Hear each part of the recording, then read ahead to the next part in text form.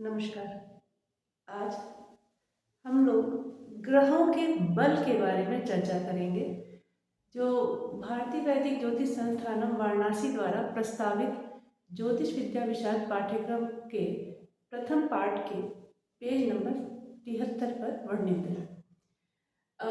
जैसा कि हम सभी विद्यार्थियों के लिए एक विशेष बात ध्यान में रखना पड़ता है कि ये जो ग्रह बल है इसका क्या तात्पर्य है, कैसे प्रयोग है, ये क्या होते हैं, इसको हम आज विस्तार से बताएंगे।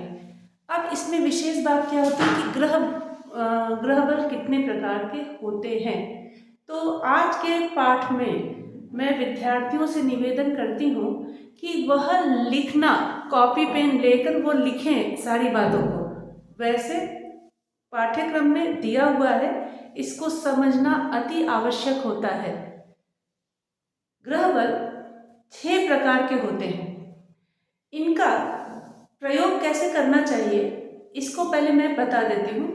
जैसे कि किसी के पास वो कोई ग्रह है, वो उसका चरित्र गुण दोष क्या है वो सब हम लोग जान गए, सब समझ में आ रहा है बात। लेकिन ये गुण दोष चरित्र दिखाने की उनकी क्षमता कितनी है, तो आचार्यों ने ये 6 प्रकार के उनके बलों का वर्णन हमें किया। अब 6 प्रकार के बलों के में क्या है कि भाई ग्रहों में, इन 6 बलों में वह अमुक ग्रह में के पास क्या 6 बल है, क्या 5 बल है, क्या 1 बल है, इसी अनुसार तय करना होता है हम सभी को कि कुंडली में, जन्म कुंडली में हम कैसे तय करें कि ये ग्रह इस तरह के गुण दोष चरित्रों को लेते हुए फल दिखाएगा भाई या नहीं दिखाएगा। ये बहुत ही मुख्य बात होता है। अब जरा आप लोग लिख लें कि बल 6 प्रकार के होते हैं। ग्रहों के बल 6 प्रकार के होते हैं। पहला होता है स्थान बल, दिशा बल, काल बल, चेष्टा बल, दृष्टि बल और नैसर्गिक बल। इस तरह से हमारे पास ये ग्रहों के ये 6 बलों के बारे में हमें जानकारी रखना पड़ता है। अब सर्वप्रथम जैसे कि स्थान बल की बात होगी, तो स्थान बल के बारे में हमें बहुत ही सरलता से ये रखना है कि ग्रह स्थान बली कैसे होते हैं। बहुत ही सरल तरीका है कि जब ग्रह उच्च अवस्था में हो, मित्र में हो, मित्र की राशि में हो, मूल त्रिकोण में हो तो और स्वराशि में हो, इन चारों परिस्थितियों में वह अमुक ग्रह बली माना जाएगा। जैसे कि एक उदाहरण दिया जाए कि हम सूर्य के बारे में अगर बात करें तो सूर्य की उच्च राशि मेष हुई, स्वराशि सिंह हुआ, मूल त्रिकोण राशि भी सिंह ही है, और वह मंगल के घर में बैठ जाए तो वह मंगल की राशि में बैठ जाए तो उन्हें स्थान बल प्राप्त हो गया। ये अच्छा, अब एक और बात है, इसमें कहीं भी दुविधा मत रखिएगा। ये राशि में वो जब भी बैठ रहे हैं, वो किस भाव में, 8वें 6ठे भाव में, किसी भी भाव में बैठ जाए, लेकिन इस राशि में यानी स्वराशि, उच्च राशि, मित्र राशि, मूल त्रिकोण राशि में बैठे हैं, तो इसका सीधा अर्थ है कि वो स्थान बल रखे हैं अपने पास। और बलों के बारे में एक और बात आप लिख लें, स्थान बल, दिग्बल, काल बल, चेष्टा बल, दृष्टि बल और नैसर्गिक बल। ये जो क्रम में बोल रही हूँ, इसमें सबसे सर्वोत्कृष्ट बल होता है स्थान बल। तो ये जो क्रम है, ज्योतिष में जब भी आप आइएगा तो क्रमों का बहुत महत्व होता है, ये आपको समझना पड़ेगा। तो इसी क्रम में हम रखेंगे। अब आता है दिशा बल। दिशा बल के बारे में इसको हमें स्मरण रखना पड़ता है। व्हाइट बोर्ड में हमने लिखा हुआ है कि यदि, देखिए इसके पहले वाला जो था उसमें भाव से संबंध नहीं था, उसमें ग्रह स्थान बल में ग्रह भाई उच्च राशि में है, मूल त्रिकोण में है तो वो स्थान बल है। लेकिन जो दिशा बल, जो दूसरे नंबर का बल है, वो भाव से संबंधित है।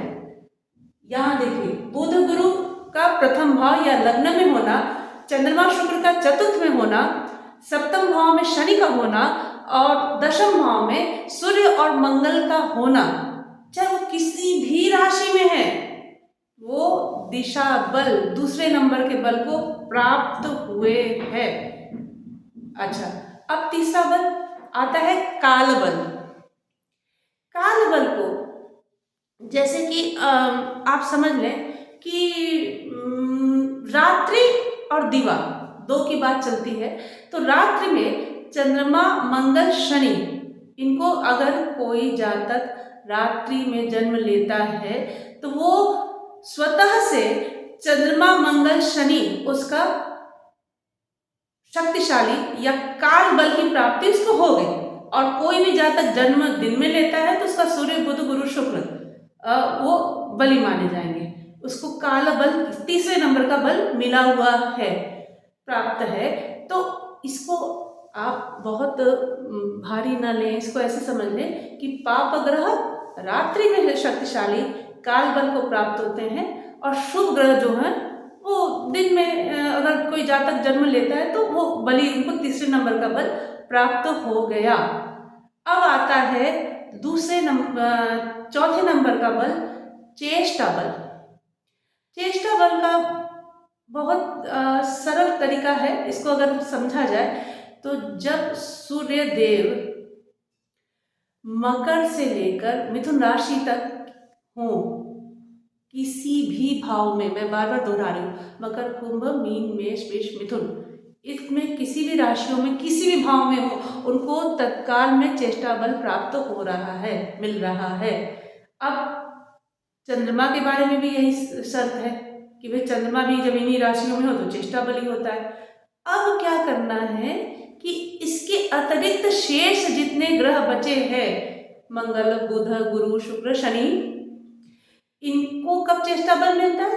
जब चंद्रमा मकर से लेके मिथुन राशि तक हो और ये सारे ग्रह चंद्रदेव के साथ हो, तब वो चेष्टा बलि माने जाएंगे, अन्यथा नहीं। इसको द्वैत मत कीजिएगा, कुछ भी उलझन मत कीजिएगा, ये मत सोचिएगा कि भाई मकर से लेके मिथुन तक अन्य ग्रह भी हैं तो वो चेष्टा बलि नहीं, चंद्रमा का साथ में होना आवश्यक है, एक बात। अब दूसरा बात आता है दृष्टि बल का।